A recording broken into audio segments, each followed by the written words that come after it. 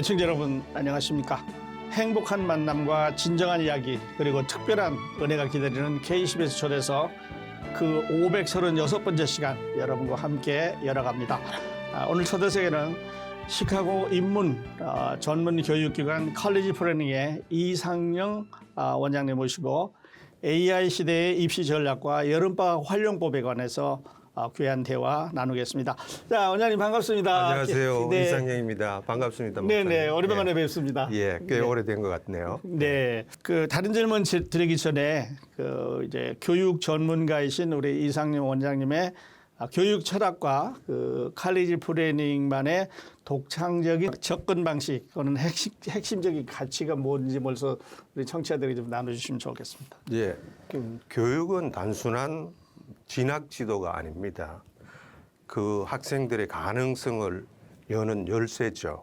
그래서 저희들 칼리지 플래닝에서는 진정성 있는 설계를 통해서 지속적인 멘토링을 통해서 학생들의 그 열정, 그다음에 잠재력, 그다음에 패션을 네. 대학 진학뿐만 아니라 대학 진학한 이후의 삶의 기본적인 맵을 그리는 그런 교육을 저희들이 실시하고 있습니다. 네. 예. 그러니까 단순히 이제 칼리지 플래닝이라고는 하지만 그것을 넘어서 학생들의 그 전인적인 교육을 이제 담당하고 계세요. 맞습니다. 네. 기독교 방송국에 오늘 왔으니까요. 크리스찬 청취자들을 위해서 이제 학문적인 배경에도 그냥 단순히 아카데믹한 공부만 시키는 게 아니고 네. 기독교인들은 영적인 것과 학문적인 걸 믹서해서 영적인 능력이 가미가 되면 훨씬 학습 능력도 더 올라가는 것처럼 네. 우리 입시에도 단순히 단기적인 안목에서 명문대 보내는 게 목표가 아니고 네. 장기적으로 이 학생들의 어떤 콜링을 우리가 분석을 해서 네. 이 학생이 선한 사회에 기여할 수 있는 네. 미래의 좋은 일꾼으로 만드는 사회에 나가서 빛과 소금의 역할을 할 수 있는 이런 네. 모토로 저희들 학생들을 코칭하고 지도하고 있습니다. 네. 그러니까 그 아카데믹하게 전문 입시 기관하고는 저는 좀 달라요. 우리 밸류가. 예. 그런데 그렇게 해보면 네. 다른 입시 기관에 비해서 훨씬 더 네. 명문대를 많이 보내고 네. 훨씬 더 좋은 대학에 좋은 전공으로 가는 걸 결과 열매가 있었던 걸 우리가 네. 실질적인 어떤 체험으로 나눕니다. 옛날에 목사님하고 인터뷰할 적에 목사님께서는 자녀들한테 어떤 식으로 학교를 보냈냐고 하니까 매일 성경 한 구절씩 읽고 네. 학교에 보냈다 그런 말씀을 드렸는데 믿는 자녀들이 부모들과 함께 제일 관심 있게 해줘야 되는 게 어떤 영성하고 예. 학문적인 거하고를 하나로 매치시켜주면 예. 영적인 파워가 학문적인 결과에 훨씬 더 파워 있게 나타날 수 네, 있습니다. 네. 예, 시너지 효과가 나타내는 맞습니다. 거죠. 예, 예. 네, 그래서 사회에 이제 기여할 수 있는, 공헌할 수 있는 인재로 자라나게 되는데, 그 원장님 지금 이제 아이들이 방학 중이잖아요.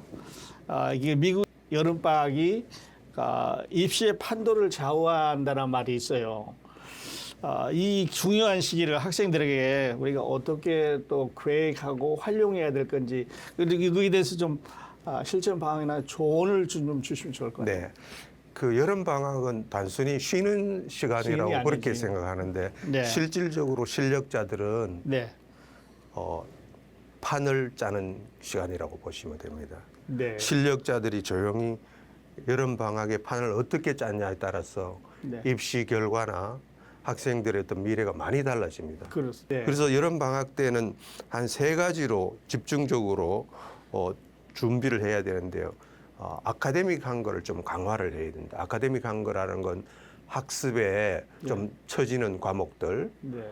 또 그다음에 관심 있는 분야들을 집중적으로 네. 시간이 많으니까 공부를 할 필요가 있죠. 네. 그 예를 들어서 고등학생들이 AP 과목을 듣는다는 거는 AP라는 게 어드밴스 과목인데 칼리지 레벨 과목이기 때문에 어렵습니다. 네, 어렵습니다. 그런 과목은 실질적으로 선행 수업을 여름 방학 때 해서 예. 학교에 개학을 하게 되면 GPA 올리는데 훨씬 도움이 되겠죠. 네. 그런 거라든가 아니면 예를 들어서 학생들이 뭐 리딩이 부족하다든가 매스가 부족하면 여름 방학 때 미리 한 2달, 한 달 선행 네. 수업을 하면 아카데믹한 것이 훨씬 더 강화가 될 수 있죠. 네. 두 번째는 이제 차별화된 액티비티인데 네. 미국에는 다양한 기회가 많이 있습니다. 네. 예를 들면 뭐 리서치 같은 거, 그다음에 뭐 인턴십 같은 거, 네. 뭐 독서 클럽, 뭐 그다음에 창작 클럽 이런 것들을 잘 찾아서 보내야 되는데 저희 칼리지 플래닝 같은 경우에는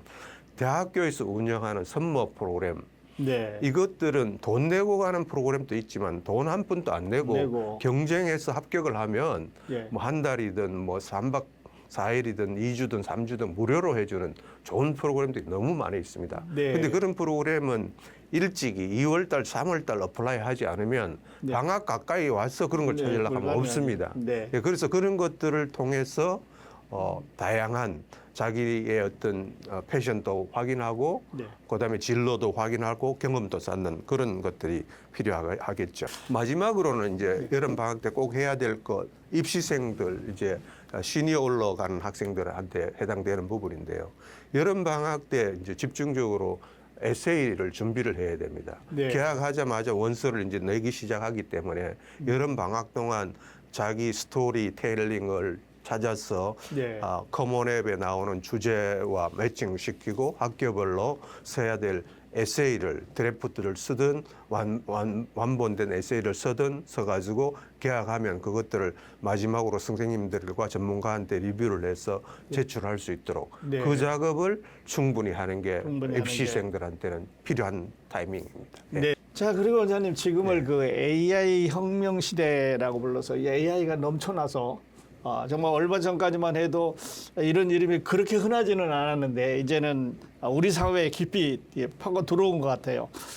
그 AI가 주는 학습 방식 예. 또 앞으로 우리 자녀들이 이제 진학을 하게 될 때 그 입시 준비 이런 데 영향을 주는데요. 그 AI를 활용한 학습 효과 또 실질적인 방법 현장에 계시기 때문에 예. 가장 가까이서 접하고 계신데 좀 조언을 좀 주시면 어떨까요? 그 AI 시대에 접어들면서 이제 AI를 하나의 툴로 사용을 하는 건데요. 네. 이거를 어떻게 사용하냐에 따라서 그 효율의 극대화의 차이가 많이 납니다. 학습에. 네. 근데 지금 대표적으로 이제 많이 사용하는 게 챗GPT나 네. 제레미 같은 걸 사용해서 이제 에세이에 도움을 받을 수가 있습니다. 네. 이제 학생들이 에세이를 쓰라고 이제 주제를 던져주면 백지에 펜만 들고 뭘 써야 될지 모르는 경우가 막막하지요. 많아요. 막막합니다. 네. 이럴 때 이제 챗GPT한테 네. 묻습니다. 내가 액티비티를 뭐 이런 거를 했고 네. 학교에 GPA는 어느 정도 되고 네. 그다음에 이런 쪽에 관심이 있고 메이저는 이런 게 관심이 있는 분야인데 네. 에세이 주제는 이 주제를 선택했는데 내가 브레인스토밍이 필요하다. 네. 그 스토리텔링에 맞는 그 드래프트가 필요하다고 이렇게 글을 올리면요. 예. 거기에 드래프트가 쭉 나옵니다. 네. 이제 중요한 거는 이제 대학에서도 입시 사정관들이 입시 어플리케이션 리뷰할 적에 챗GPT를 활용을 합니다. 네. 활용한 학교들이 오래전부터 시작이 되었어요. 그러면 이 사람들도 이 학생이 쓴 에세이가 제대로 썼는 건지 자기가 썼는 건지 챗GPT를 통해서 썼는 건지를 검사를 하게 되죠. 네. 근데 제일 중요한 거는 이거를 도구로 사용해 가지고 자기의 어떤 했던 경험, 자기의 어떤 생각, 주제 이거를 반영하고 이건 하나의 도구를 써야 되는데 이걸 그대로 내면 표절로 네. 걸려서 합격을 떨어집니다. 그렇습니다. 그래서 그걸 최대한 조심하고 잘 쓰는 게 중요하죠. 네. 근데 이제 많은 학부형 학생들이 이런 학생이 있었어요. 공부는 잘했는데 에세이 쓰는 능력이 아주 떨어지는 학생이 있었어요. 한 번은 우리가 보니까 이게 너무 잘 써가 온 거예요. 얘가 이렇게 잘 쓸 애가 아닌데 잘 써가 온 거예요. 예. 근데 보니까 이 AI를 활용한 거예요. 네. 그런데 이제 지금 시간이 많지 않았기 때문에 이걸 다 고치기가 너무너무 힘들었는 거예요. 네. 근데 이제 우리가 일단은 몇 학교는 좀 많이 수정하고 몇 학교는 그 학생이 썼던 걸 조금만 수정을 해서 내보냈는데 실질적으로 챗GPT를 많이 활용해서 그냥 그대로 내는 학생 같은 경우에는 합격률이 확 떨어지게 됩니다. 다 알아보게 돼 있습니다. 네. 왜냐하면 같은 도구를 통해서 넣어서 검사를 하면 네. 금방 결통이 나기 때문에 특히 주의해야 되는 게 그런 게 있습니다. 네. 두 번째는 이제 칸 아카데미라는 GPT가 있습니다. 이거는 칼리지 보드에서 만든 건데 ACT 수업을 들을 수 있는 플랫폼이 만들어져 있어요. 예. 그래서 내가 이 수업을 내 수준에 맞는 수업을 들어가지고 성적을 좀 올릴 필요가 있다고 이야기하면 거기에 맞는 문제가 주르르 나옵니다. 네. 그래서 그걸 문제를 풀다가 모르면 그 챗GPT를 통해서 내가 이 문제가 개념이 안 쓰고 정리가 안 된다 이렇게 하면 또 설명을 또 해줍니다. 네. 매스도 마찬가지예요. 풀다가 이게 막히면 챗GPT한테 이게 내가 개념이 정리가 안 된다 좀 도와줘라 그러면 도와줍니다. 네. 이런 것들을 활용을 하는데 주인은 학생입니다. 맞습니다. 챗GPT가 주인이 아니고 네. 그래서 이걸 어떻게 잘 활용하냐에 따라서 네. 좋은데 또 하나는 학생들이 뭐 플랜을 짜야 되잖아요. 스터디 플랜을 짜려면 내가 오늘은 뭐 하고 이번 주에는 무슨 수업을 하고 다음 주에는 뭐 액티비티를 뭘 하고 이런 게 있으면은 자기의 어떤 기본적인 소스만 넣어주면 네. 플랜 스케줄을 확 짜줍니다. 네. 그래서 그거를 이제 효율성 있게 잘 정리를 해서 자기 걸로 하면은 네. 훨씬 더 정리가 잘 되고 네. 있죠. 그 외에 뭐 시간 관리라든가 다양한 것들을 AI를 통해서 도움을 받을 수 예, 있습니다. 예. 그러니까 지금 말씀하신 요지는 내 삶의 스토리는 내가 주인이고 맞습니다. 그것을 만들기 위해서 AI를 활용하는데 예. 이게 만일에 반대로 되면 이제 좀 문제가 되는 거 아닙니까? 그런데 이제 학생들이나 이제 목사님도 써보시고 저희들 써보시겠습니다만 간혹 욕심이 생깁니다. 이게 내가 하는 것보다 때로는 내가 생각해서 했던 것보다 훨씬 더 잘 나올 때가 많거든요. 예. 그래서 이걸 그대로 쓰고 싶은 충동. 충동이 일어날 때가 많습니다. 네. 근데 대학 원서에는 그게 건물이에요. 왜냐하면 그대로 넣으면 예, 그대로 안 되는 이게 거지요. 식별이 되어버리기 때문에 네. 그 그대로 넣는 것보다 정말 내 말 한마디 한 패러그래프를 내 걸로 좀 서툴지만 넣었을 때 그게 훨씬 더 효과가 있을 수가 있습니다. 네. 그걸 꼭 기억을 하셔야 네. 입시에 차질이 없을 거고. 네, 네. 그러니까 진정성 있는 내 삶의 이야기를 AI의 도움을 받아서 쓰는 것이에요. 예, 맞습니다. 네. 이번에는 그 학부모들이 해야 되는 얘기를 좀 여쭤보고 싶은데요.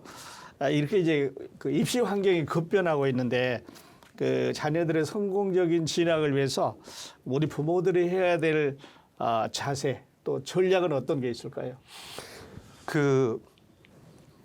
변화에 조금 민감할 필요가 있을 것 같습니다. 요즘 워낙 세상이 빨리 변하다 보니까 우리 부모님들은 우리 부모님 세대에 대학 다녔을 때 그때 기준으로 생각하거든요. 예. 그래서 공부도 뭐 아침에 일찍 일어나서 저녁 늦게까지 해야 된다고 죽자 싸자 공부를 하라고 뭐 이렇게 하는데 요즘 세대 자녀들은 그렇지 않거든요.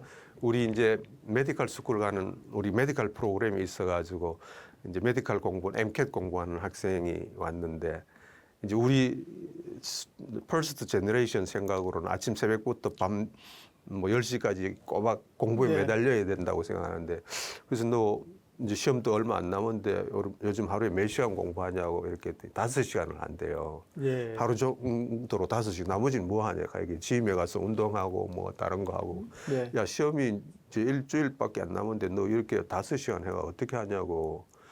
우리 때는 이렇게 공부했다 그러니까 그거는 원장님 시절에 하는 거고요. 요즘은 그렇게 안 해도 충분히 할 수 있다. 그런데 그 친구가 그렇게 했는데 좋은 목표한 점수를 맞췄어요. 네. 그래서 네 말이 맞다. 그래서 요즘은 저희들이 너무 우리 세대에서 강요하는 그런 공부 방식을 채택을 안 하고 학생들이 주도적으로 네. 플랜을 짜고 또 그 시대에 맞게끔 공부를 시키는 건데 학부형님들도 제일 이 시대에 민감한 게 필요하죠. 지금 변화는 AI 시대니까 네. AI를 통해서 뺏기지 마라 이렇게 이야기할 게 아니라 그 도구를 어떻게 잘 활용할지 네. 같이 대화하고 쉐어해서 그게 학생들한테 잘 쓰임 받으면 훨씬 더 효과가 있겠죠. 네. 두 번째는 이제 단기적인 어떤 플랜 이런 것보다는 장기적인 계획을 세워야 됩니다.